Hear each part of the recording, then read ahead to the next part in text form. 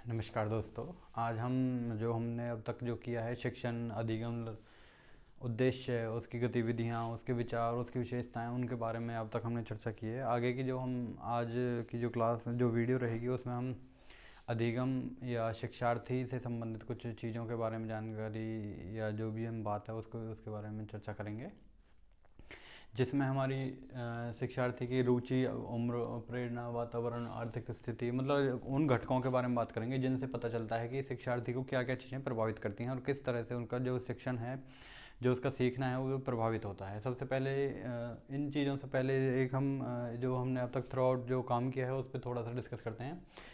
शिक्षण में क्या है, शिक्षण अभिवृत्ति में हमारा सबसे पहले उद्देश्य होता है कि उद्देश्य क्या होता है हमारा, जो शिक्षार्थी होता है उसके व्यवहार में वांछित परिवर्तन लाना।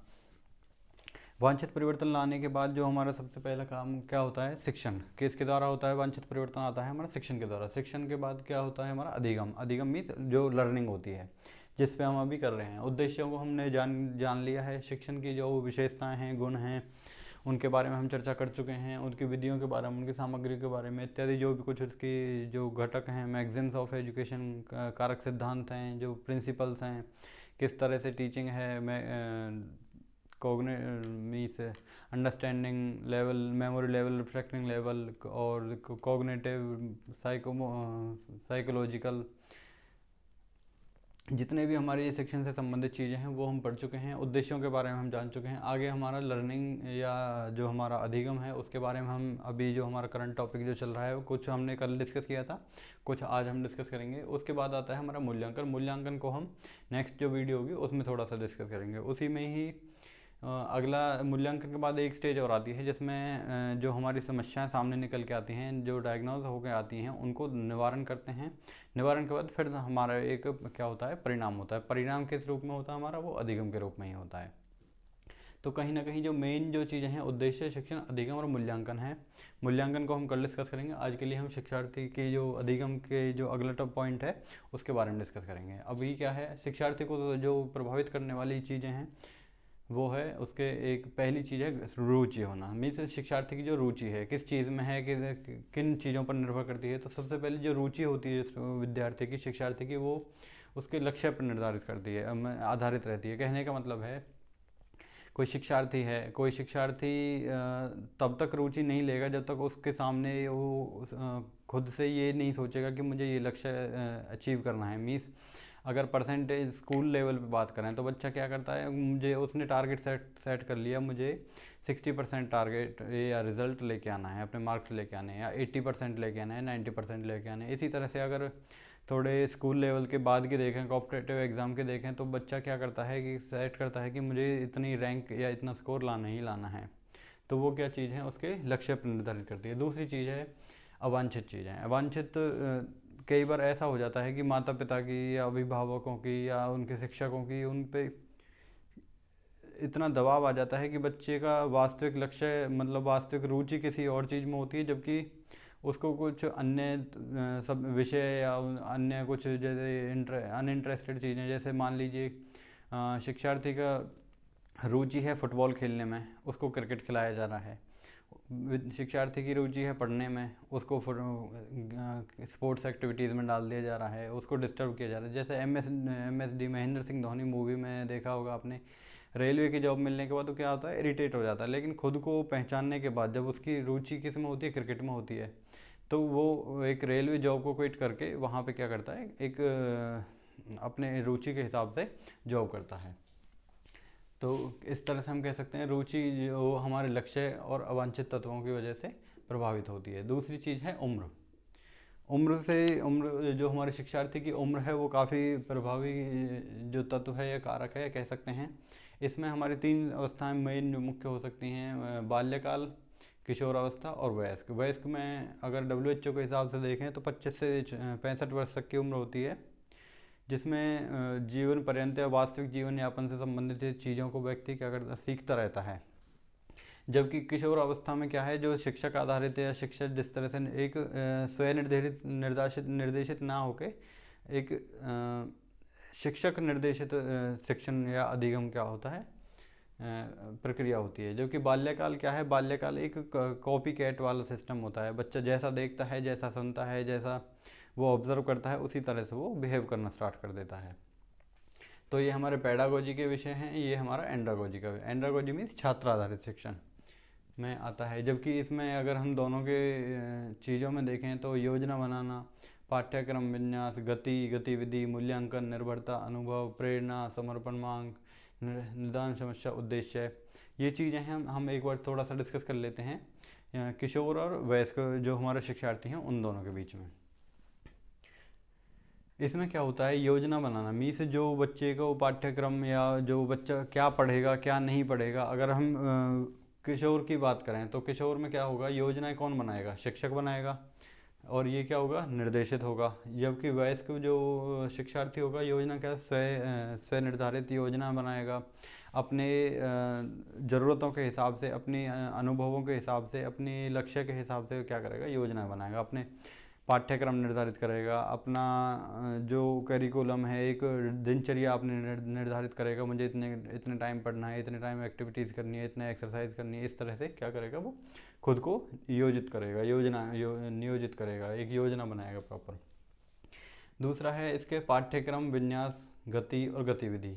पाठ्यक्रम विन्यास से मतलब है जो उसका स्टडी मटेरियल है, जैसे उसका सिलेबस जो है वो क्या करता है। अगर किशोर की बात करें तो पाठ्यक्रम क्या होता है, जो हमारी सरकारी संस्थाएं हैं, जो उच्च जो शिक्षा निदेशालय है या बोर्ड है वो निर्धारित करता है। जबकि इसी के साथ में गति की अगर बात करें तो एक कैरिकुलम होता है, उसका टाइम पीरियड फिक्स होता है कि एक साल में हमें सिलेबस कंप्लीट करना ही करना है। गतिविधियां जो होती हैं उसकी शिक्षक जो होता है वो निर्धारित करता है कि बच्चे को इतनी देर खिलाना है, इतनी देर हिंदी का लेक्चर, इतनी देर हिंदी की इंग्लिश की क्लास, इतनी देर मैथ्स की क्लास। इस तरह से क्या होता है, उसकी जो गतिविधि, गति और पाठ्यक्रम विन्यास जो होता है वो क्या कौन निर्धारित करता है, शिक्षक। जबकि वयस्क में क्या करता है, गतिविधियां जो होती हैं, जो जितनी भी एक्टिविटीज़ होती हैं उनको ये क्या होता है, स्वेच्छाधारी है, स्व निर्धारित होती हैं। मीन्स वयस्क जो व्यक्ति जो होता है वो खुद निर्धारित करता है कि उसको किन किन एक्टिविटीज़ में पार्टिसिपेट करना है। या जैसे कह सकते हैं चॉइस बेस्ड क्रेडिट सिस्टम जो हमारी प्रणाली है, CBCS जिसको कहते हैं, तो उसमें क्या होता है, ग्रेडिंग सिस्टम होता है जिसमें साइंस का विद्यार्थी, साइंस स्ट्रीम का विद्यार्थी या बायोलॉजी का विद्यार्थी एक भूगोल को भी एक विषय बनाकर पढ़ सकता है और उसको ग्रेड मार्क करके उसको जो हमारी डिग्री होती है, डिग्री के साथ में उनको संलग्न कर दिया जाता है। मीन्स एकेडमिक मार्क्स जो होते हैं हमारे उसमें संलग्न कर दिया जाता है। गति में क्या होता है, लचीला होता है बच्चा। कई बार क्या होता है, यहाँ पे कक्षाएं लेनी अनिवार्य होती हैं, जबकि यहाँ पे क्या होता है, जो शिक्षण का या शिक्षार्थी का जो खुद की जो इच्छा है, रुचि के हिसाब से लचीलापन होता है। बच्चा कई बार चाहे तो बीच में से लेक्चर में से उठ के घर जा सकता है, या किसी काम से कॉल आने पे बाहर जा सकता है, किसी आवश्यक कार्य पे बाहर जा सकता है, या क्लास को छोड़कर जा सकता है, या मतलब उसके लिए कुछ लचीलापन उसमें होता है। जैसे 100% की बजाय 75% या 70% उसमें हाजिरी अनिवार्य होती है, जबकि उसमें लचीलापन ज़रूर होता है।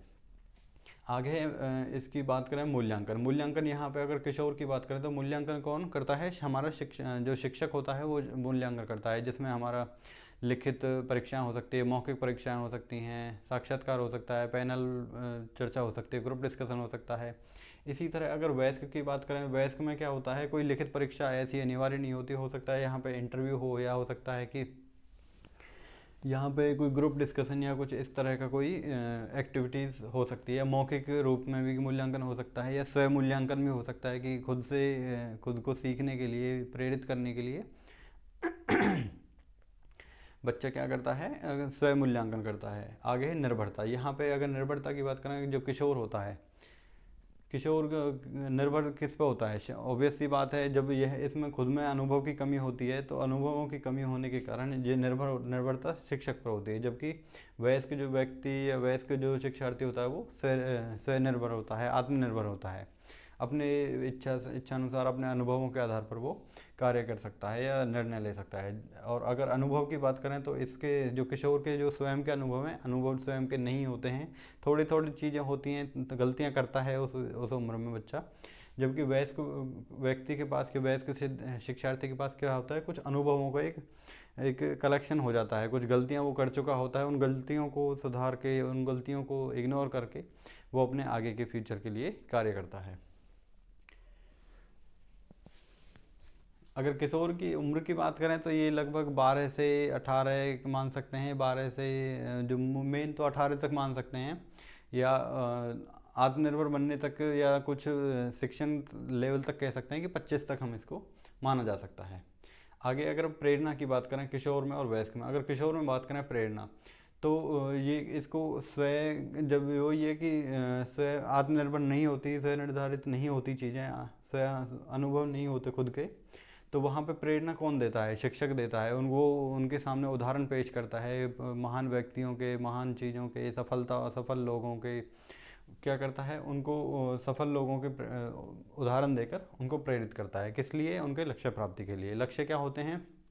जो लक्ष्य भी निर्धारित होते हैं किसके द्वारा? शिक्षार्थियों के द्वारा, शिक्षकों के द्वारा, ताकि बच्चा सीख सके और आगे अपने लक्ष्यों को प्राप्त करने के लिए एक जो संकल्प शक्ति है उसको बनाकर डिसिप्लिन में रहकर उनको प्राप्त कर सके और आगे के जीवन यापन में वांछित परिवर्तन कर सके। जबकि वयस्क में प्रेरणा का स्रोत क्या होता है? उसकी खुद की गलतियां या खुद के स्वयं निर्धारित जो लक्ष्य होते हैं, या उसने लचीलेपन के हिसाब से, या उसने जो लोगों को ऑब्जर्व करा है उनसे क्या प्रेरणा पाकर, या फिर किसी महान व्यक्ति को आदर्श बनाकर, आदर्श रूप मानकर, बिना किसी निर्देशन के स्वयं निर्देशित होकर क्या कर सकता है? प्रेरणा पा सकता है। समर्पण की मांग, अगर समर्पण की मांग से अगर बात करें किशोर या वयस्क में, किशोर में अगर हम बात करते हैं समर्पण से मतलब है कि डेडिकेशन, तो इसमें क्या है? ये भी वही बात वही आती है, ये क्या होते हैं? शिक्षक निर्देशित होते हैं, शिक्षक निर्देशन पे ही कार्य करते हैं और उन्हीं के हिसाब से उनका टाइम पीरियड जो दिनचर्या है वो फिक्स रहती है। जबकि वयस्क क्या होते हैं?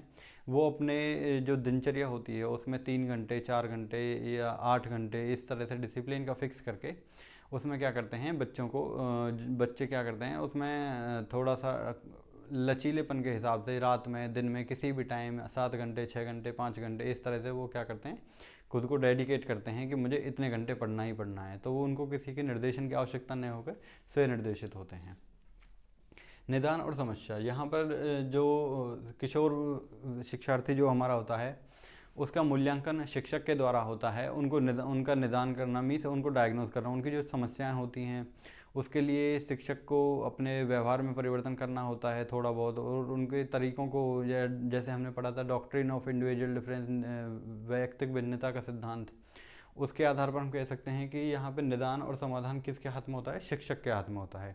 जबकि अगर वयस्क की बात करें तो यह स्वयं मूल्यांकन करता है, स्वयं मूल्यांकन करने के बाद खुद को और अपडेटेड करता है, अपनी खुद की नॉलेज को बढ़ाता है और एक्सपीरियंस जो लोगों के होते हैं उनको रीड आउट करता है, पढ़ता है, और फिर दोबारा से खुद को क्या करता है? उन समस्या जो उन्होंने, जो गलतियाँ उसने की उनको समाधान करके आगे उद्देश्यों को प्राप्त करता है। उद्देश्य, अगर किशोर की बात करें, किशोर में जो उद्देश्य जब उनकी आत्मानुभूति या अंतर्दृष्टि इस तरह से जागृत नहीं होती है, उनकी परिकल्पनाएं या उनकी अवधारणाएं इस तरह से जागृत नहीं होती हैं, तो यहाँ पर उद्देश्यों को निर्धारण शिक्षक के द्वारा किया जाता है। शिक्षक, और रूप की अगर बात करें, फॉर्म की बात करें, तो वो कह सकते हैं कि प्रोजेक्ट के फॉर्म में हो सकता है, या मार्क्स के या ग्रेडिंग सिस्टम के रूप में हो सकता है। जबकि वयस्क के लिए उद्देश्य क्या हो सकते हैं? जीवन की सफलता होना, जीवन में सफल होना, अच्छी जॉब पाना, या अपने अच्छे करियर के लिए अच्छे से काम करना, ये क्या हैं? इनके उद्देश्य हो सकते हैं। आगे अगर हम प्रेरणा की बात करें, प्रेरणा यहाँ पर जो स्वयं निर्धारित भी हो सकती है और आदर्श रूप में भी हो सकती है। जैसे हमने प्रेरणा यहाँ पे पढ़ा था, अगर यहाँ पे हम प्रेरणा की बात करें, स्वयं निर्धारण से मतलब है खुद से निर्धारित करना। कई बार क्या होता है, स्कूल में पढ़ते पढ़ते भी छात्रों में इतनी अंतर्दृष्टि या अनुभूति जागृत हो जाती है कि वो अपना एक लक्ष्य निर्धारित कर लेते हैं और उस लक्ष्य को प्राप्त करके पूरी अच्छे जी जान से मेहनत करते हैं, डेडिकेट होकर मेहनत करते हैं, तो वो क्या है? स्वयं निर्धारण प्रेरणा।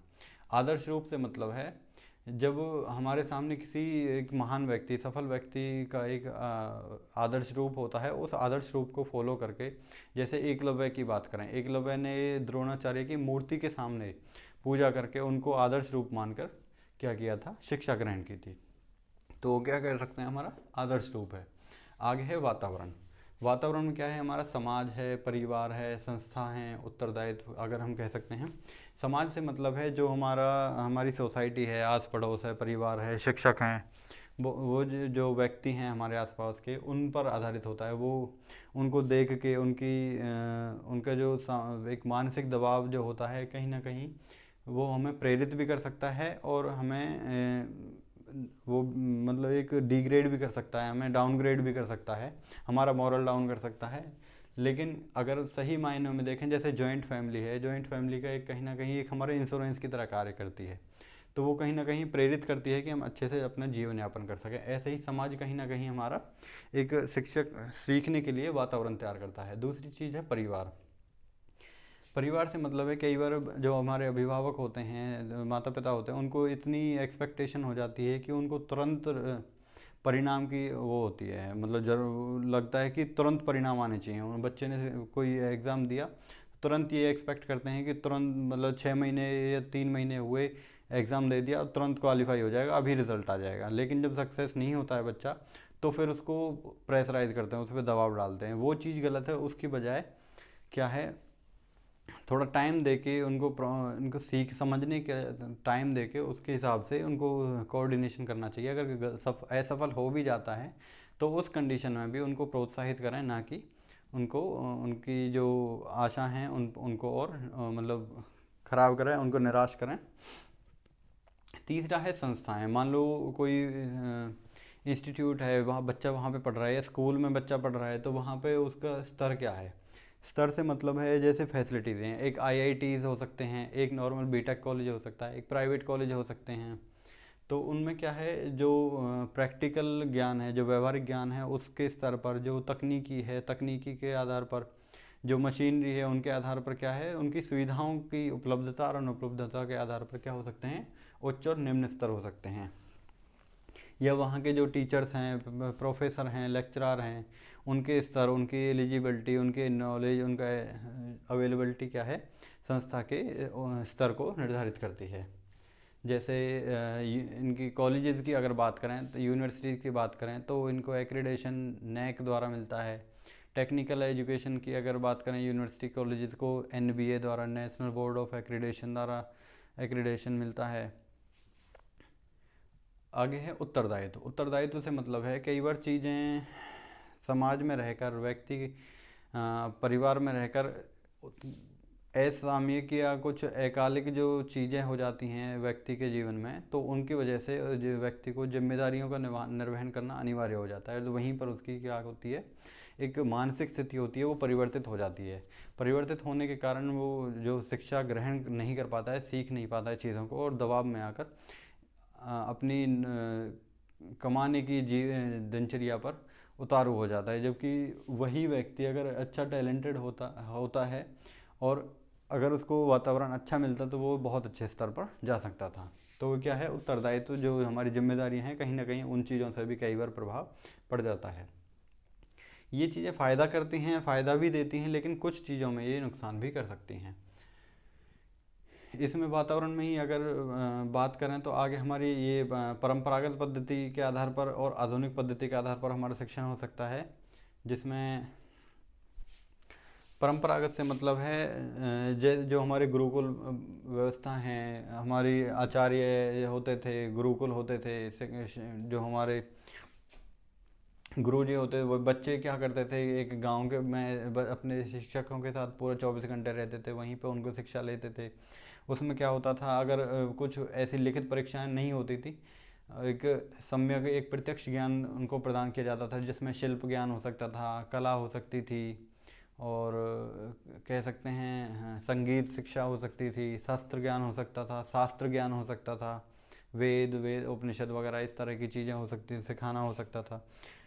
जबकि आधुनिक पद्धति में क्या है, हमारे पास दो पैटर्न निकल के आते हैं, एक ऑफलाइन शिक्षण, एक ऑनलाइन शिक्षण। ऑनलाइन शिक्षण को हम क्या कहते हैं, ई लर्निंग भी कहते हैं। पहले हम ऑफलाइन की बात करेंगे। ऑफलाइन में क्या होता है, हमारे जो स्कूल एजुकेशन होती है, इसमें हमारी जो इलेक्ट्रॉनिक चीज़ों की बजाय नॉर्मल जो हमारी टीचिंग एड्स हैं, उनका प्रयोग करके शिक्षा ग्रहण करना, जो मीन्स प्रत्यक्ष टीचर स्टूडेंट्स आमने सामने हैं, या विज्ञान विधि हो सकती है, एक्सपेरिमेंट विधि हो सकती है, लेक्चरर मेथड हो सकते हैं, डेमोन्स्ट्रेशन हो सकता है, टीवी स्लाइड्स प्रेजेंटेशन हो सकती है, सेमिनार हो सकते हैं, ग्रुप डिस्कशन हो सकता है। इस तरह से बहुत सारे क्या हैं, हमारे ऑफलाइन टीचिंग के मेथड हो सकते हैं। जबकि ऑनलाइन टीचिंग में हमारे पास क्या है, आईसीटी बेस्ड होता है। ICT means information and communication technology. जो हमारा जो 8th यूनिट है पेपर 1 की, उसमें भी हम आईसीटी के बारे में आगे बात करेंगे। यहाँ बस थोड़ा सा डिस्कस करते हैं।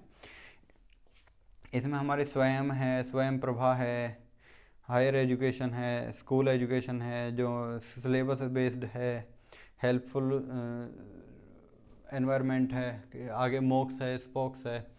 स्वयं से स्वयं क्या है? स्वयं हमारी MHRD ministry of human resource and development, और जो हमारी AICTE all India council for technical education, इन दोनों के समन्वय से क्या किया है, कुछ लगभग 1000 शिक्षकों को, जो अच्छे जो प्रशिक्षित उच्च स्तर के जो 1000 शिक्षकों को चुना गया, और उनको सभी को मिलाकर क्या किया, एक ऑनलाइन प्लेटफॉर्म तैयार किया गया, जिसके माध्यम से जो शिक्षा को प्रदान किया गया शिक्षा। और इसके लिए कुछ चीज़ें हमारे सामने निकल के आती हैं।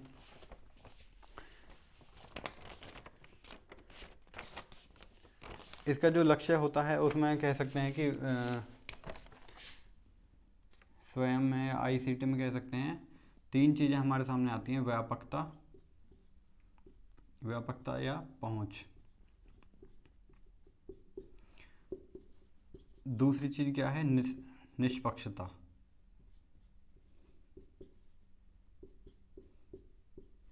तीसरी चीज़ क्या है हमारी? तीसरी हमारी गुणवत्ता।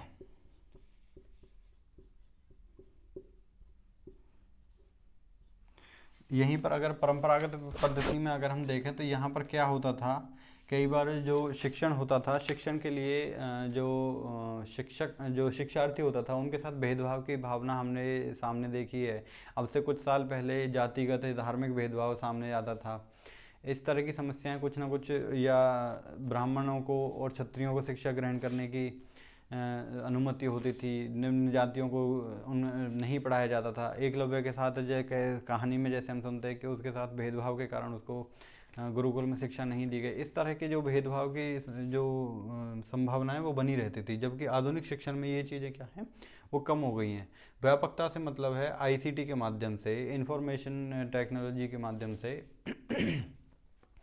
दूर दराज जो क्षेत्र हैं, जहाँ पर हमारी जो स्कूलों की डेंसिटी या पॉपुलेशन डेंसिटी कम है, जहाँ पर स्कूल स्थापित करना थोड़ा मुश्किल है, या फिर आवागमन थोड़ा मुश्किल है लैंडस्लाइड की वजह से, या बहुत सारी कुछ समस्या हो सकती हैं, दूर दराज क्षेत्रों में पहुँचना, व्यापक स्तर पर पूरे देश में व्यापकता स्तर पर पहुंचना, शिक्षा प्रदान करना क्या है, हमारी व्यापकता गुण हो सकता है। दूसरा है निष्पक्षता। वही चीज़ जैसे हमने यहाँ पे भेदभाव की समस्या को निपटान करके निष्पक्ष होकर, क्योंकि ऑनलाइन टीचिंग है तो उसमें शिक्षार्थी को शिक्षक नहीं देखता है कि कौन पढ़ रहा है कौन नहीं पढ़ रहा है, कौन शिक्षार्थी है, किस जाति धर्म भेद वर्ण किसका है किसका नहीं है, तो उस चीज़ से कोई प्रभाव नहीं पड़ता। ये क्या है, समान रूप से शिक्षण प्रदान करता है। तीसरी चीज़ है गुणवत्ता।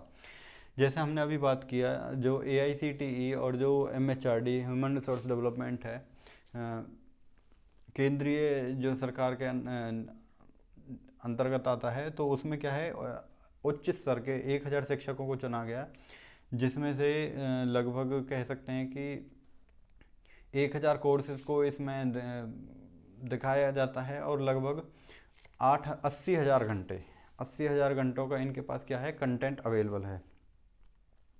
आगे हम बात करें तो ये 2 स्टेजेस में है। जैसे एक तो है 9th to PG means post graduation level तक होता है। 2 स्तर नहीं है इसमें, एक ही स्तर है। दूसरी चीज़ इसमें क्या हो सकती है, क्या दी हुई है, जो हमारा वीडियो कंटेंटेड है, इसमें क्या है, हमारा वीडियो लेक्चर हैं। दूसरी क्या है, हमारा प्रिंटेड मटेरियल है। तीसरी क्या है, हमारी क्विजेज हैं, परीक्षा हैं, क्विज और एग्जाम्स। चौथी चीज़ क्या है, हमारा discussion.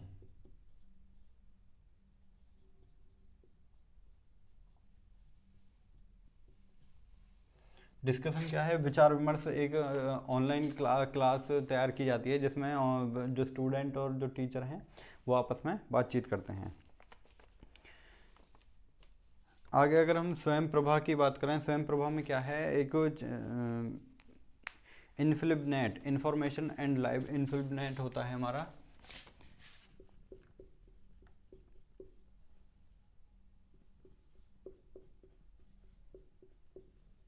Information and library net, ये क्या है हमारा, गुजरात आईआईटी गुजरात से, आईआईटी गांधीनगर से कंट्रोल किया जाता है। और वहाँ पे क्या है 24/7 जो हमारा जी सैट है, जियो सैटेलाइट 15 के माध्यम से क्या होता है 24/7 से मतलब है पूरे 24 घंटे, सातों की 7 दिन, कोई दिन ऑफ नहीं होता। और उसमें 4 घंटे की सामग्री नई, मतलब एटलीस्ट 4 घंटे नया कंटेंट दिखाया जाता है, और वो 6 बार रिपीट किया जाता है, 6 या 5 बार। जिसमें जो संस्था हैं, ये संस्थाओं के माध्यम से यूजीसी है, सीईसी है, CEC UGC university grant commission, CEC consortium for education. आगे है हमारा IGNOU, IGNOU means Indira Gandhi national open university. आगे है एनसीईआरटी, एनसीईआरटी का मतलब है national council for education research and training. आगे है NIOS, national institute of open schooling. इन चारों को मिला के क्या करते हैं, ये इन्होंने क्या किया है, जो स्वयं प्रभा के चैनल है, पहले 32 थे, 32 को बढ़ा के कर दिया गया है 34, मीन्स 2 चैनल इसमें बढ़ा दिए गए हैं। तो इसमें क्या होता है 24/7 ब्रॉडकास्टिंग होती है, और 4 घंटे बाई 5 टाइम्स, मीन्स 4 घंटे की 5 बार इसमें जो हमारी स्टडी मटेरियल है वो उसको दिखाया जाता है। तो बच्चा क्या होता है अपनी फ्लेक्सिबिलिटी के हिसाब से, अपने टाइम पीरियड के हिसाब से अलग अलग कोर्सेज में वो क्या कर सकता है, अपने पाठ्यक्रम को पूरा कर सकता है। इसमें अगर 4 स्तर हैं जो हमारी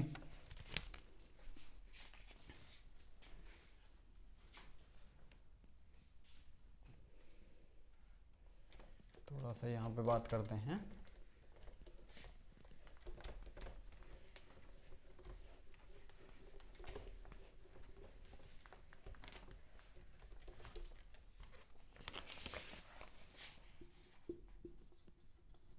स्कूल लेवल, स्कूल से ऊपर मीन्स 11th 12th ले सकते हैं, ग्रेजुएशन लेवल कह सकते हैं, और पोस्ट ग्रेजुएशन लेवल कह सकते हैं। स्कूल लेवल में कौन कौन सी संस्थाएं हैं हमारी, NIOS, national institute of open schooling. दूसरा है NCERT, जो हमारी जो किताबें हैं NCERT के द्वारा, जो पाठ्यचर्या होती है वो NCERT के द्वारा निर्धारित होती है। पोस्ट स्कूल में हमारा होता है IGNOU, Indira Gandhi national open university, ये दिल्ली में स्थापित है। ये केंद्रीय विश्वविद्यालय है जो हमारे लगभग 9th से लेके और पोस्ट ग्रेजुएशन तक की किताबें हैं, उनका जो कंटेंट है, वीडियो लेक्चर हैं और मटेरियल है, प्रिंटेड मटेरियल है, उसको इसने पब्लिश किया हुआ है। ग्रेजुएशन लेवल में क्या है हमारी, अगर इंजीनियरिंग लाइन की बात करें तो NITs हैं, IITs हैं, और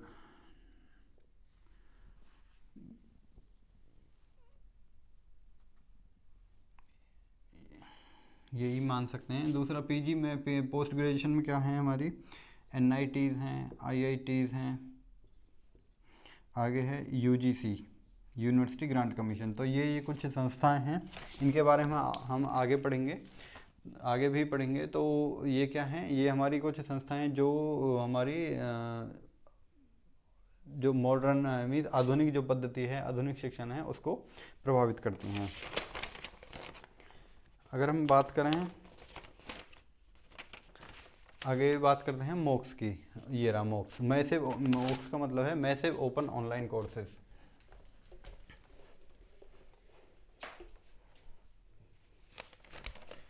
मोक्स का मतलब है MOOCS, massive open online courses. एक है हमारा स्पॉक्स, इसका मतलब है स्मॉल प्राइवेट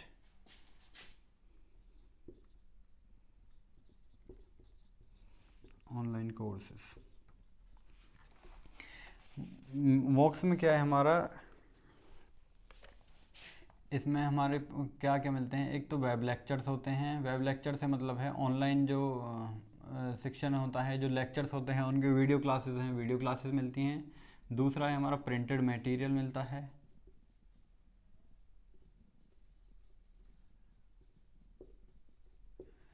तीसरी चीज़ क्या है हमारी,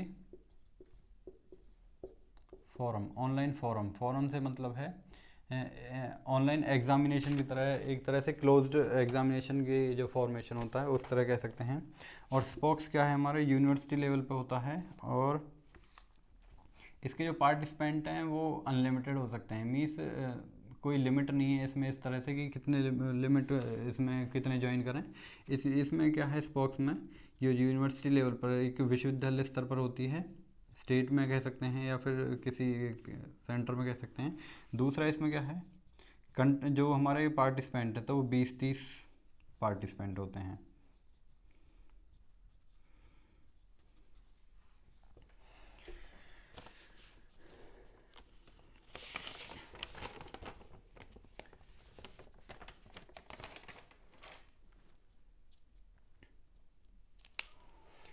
आगे हमारा जो शिक्षण पद्धति हमारी कंप्लीट हो गई। आगे हमारा शिक्षण आर्थिक स्थिति। आर्थिक स्थिति मीन्स वही है समय पूर्व जिम्मेदारियाँ। समय पूर्व जिम्मेदारियों से मतलब है जब बच्चे को कई बार आर्थिक स्थिति या पारिवारिक स्थिति ऐसी हो जाती है कि उसको अपनी शिक्षण छोड़ के और साथ साथ में जॉब करनी होती है, जॉब करनी पड़ जाती है। जॉब करने की वजह से उसके जो शिक्षण है वो छूट जाता है। तो यहाँ पर एक सरकार ने एक ऑप्शन अब नया विद्यार्थियों को दे दिया है, ओपन या डिस्टेंस लर्निंग का।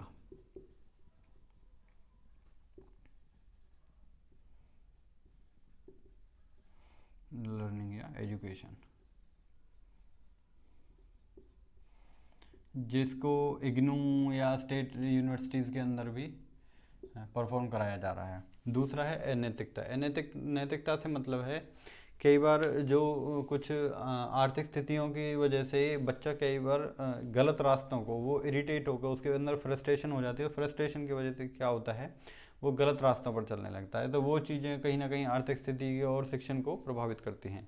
जब एक बार गलत संगत में पढ़ने की वजह से, गलत आदतों में पढ़ने की वजह से क्या होता है, उसका जो मानसिक जो चेतना है या व्यवहार है वो क्या होता है, एक कम होने लगता है।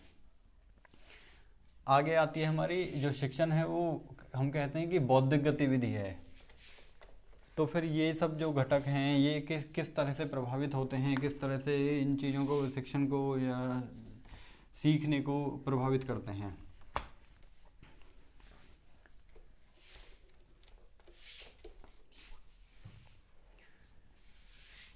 बौद्धिक गतिविधि है। बौद्धिक गतिविधि से मतलब है जो हमारी सीखना है या हमारी टीचिंग है, लर्निंग है, ये क्या हमारी बौद्धिक गतिविधियां हैं। और प्रभावित कैसे करती हैं, अगर बच्चा चीज़ों को सीखेगा नहीं, उनको देखेगा नहीं, समझेगा नहीं, तो क्या करेगा, उसके जो मानसिक जो स्थिति है, जो उसके व्यवहार है, उसकी जो वातावरण है, उसकी जो क्षमताएं हैं उनको डेवलप नहीं कर पाएगा। जैसा एक कह सकते हैं कि बच्चा पढ़ तो रहा है, पढ़ लिया उसने, लेकिन जब तक उसमें रुचि पैदा नहीं होगी, जब तक वो प्रेरित नहीं होगा, जब तक उसके लक्ष्य निर्धारित नहीं होंगे, जब तक उसकी खुद से आत्मनिर्भर नहीं बनने की कोशिश करेगा, तब तक क्या होगा, वो सभी चीज़ें बेकार हो जाएंगी। तो कहीं ना कहीं बौद्धिक गतिविधि के रूप में हमारा शिक्षार्थी का जो व्यवहार होता है वो निर्भर होता है। एक चीज़ हम इसमें बात करेंगे, CCE, जो शायद वो हमारा इवेल्युएशन के अंदर आने वाला है, नहीं, वो हम नेक्स्ट क्लास में डिस्कस करेंगे। आज के लिए इतना ही, थैंक यू।